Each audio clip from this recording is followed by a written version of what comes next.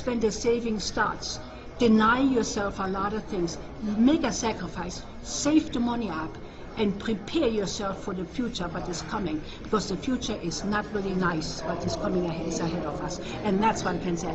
Prepare yourself for it. But the young kids are not prepared for that. As far as I'm concerned, right. In order to make the young people, make them wake up, it has to happen in this country to make them wake up. But then it'll be too late, so that's the point. It's too late. That's the reason I'm And videotaping you, I'm for people to afraid of. hear this, When you go back instead in of history, after the fact. Let me tell you, when you go back in history, Right. every 50 years, a war cleans up the air. Well, don't you think it's every 50 years because they don't remember? Because by then it's a new generation, That's and they have been exactly. through it as well. See, the thing is this. Yeah. I lived with nothing. You know, I was poorer than poor. I value a penny. It's money to Sure. me. The young kids don't value this anymore. Let's be honest, it's just a penny, you know.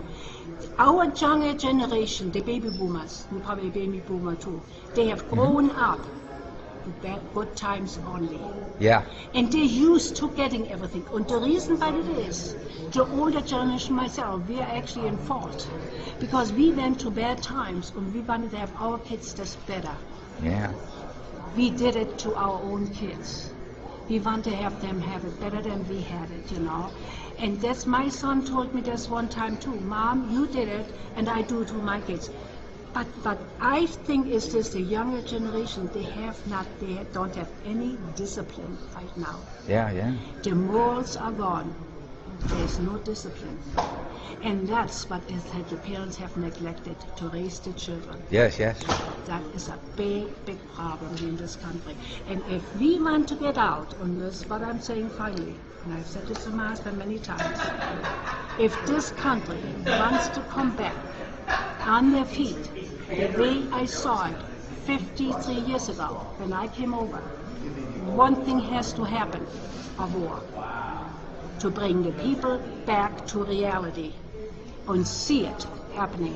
When this happens and everything is flattened down and calmed down, people wake up, they're building it up again, and they will value this and have respect for little things. And that's what is not there today anymore.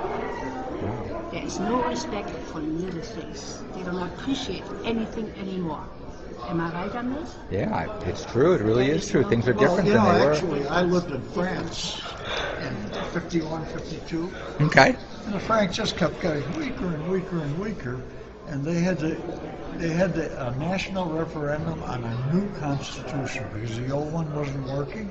Okay. And then de Gaulle got in, and they just moved the decimal over a couple of points. 500 francs became 5 francs. 1,000 francs became 100 francs. So what advice can you give, for somebody who has some savings, in today's economy, based on what you've both been through? Buy something that holds its value. Let me tell you something else. Let me tell you only one thing. Let me tell you one thing about what Francis said. Example, it's really true. I was 10 years old. The war came to an end, right? And we lived in a housing complex. No running water, nothing. Really poor. And this was where? In Germany? In Germany. Yeah. Let me tell you something else. When you said, what would you advise? Yeah. Money is useless. Gold and silver, hard assets, bring you to the war on the feet. And let me tell you, I remember I was 8 years old and we had nothing. We had to jump on a moving train, to some little village, begging for food, right? We went, my sister and I, we were not the only one begging for food.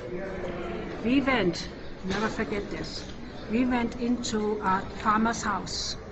There was the farmer sitting with his wife. She sat there, and he sat there and said, he came in, 2 girls, 8 or 9 years old, right, begging for food. And they sat there and he said, look, I'm not going to give you anything. And his wife sat next to her and said, please, she said, look at the 2 little girls. They're really hungry. Why can't we give them a little bit, Yeah. And you know what they said? Okay, we give them a piece of bread and a little piece of cheese. And we were so happy to get that. begging for food. Now, I want to tell you, in order to get out of the things, because my parents didn't have all that. My father was a hard worker, you know. He was drafted to the war in 1939.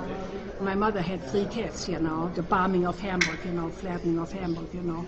Mm-hmm. When I lived in this little housing complex with nothing, I mean, we had nothing. There was a family, she had 3 children, a boy and 2 girls. And her husband was in the war too, but he had a pharmacy before. So he came out of the war. Within 1 week, all the women were helping each other. This woman didn't know how to do housework. My mother and everybody had to help her. This man came back. Within 1 week, he had a bicycle for his kids. He had a car, and he took his family out of this complex. You know how he got it? He had gold and silver. Mm. That's quite a good thing to learn. That's what gets you through the war. Money is useless. Gold and silver, you survive on that. They're the true, and that's the only thing that gets you through money. it. True that money. is an example I had.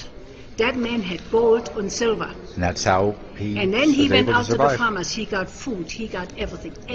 Gold and silver buys you anything. That's what people want. They don't want your money.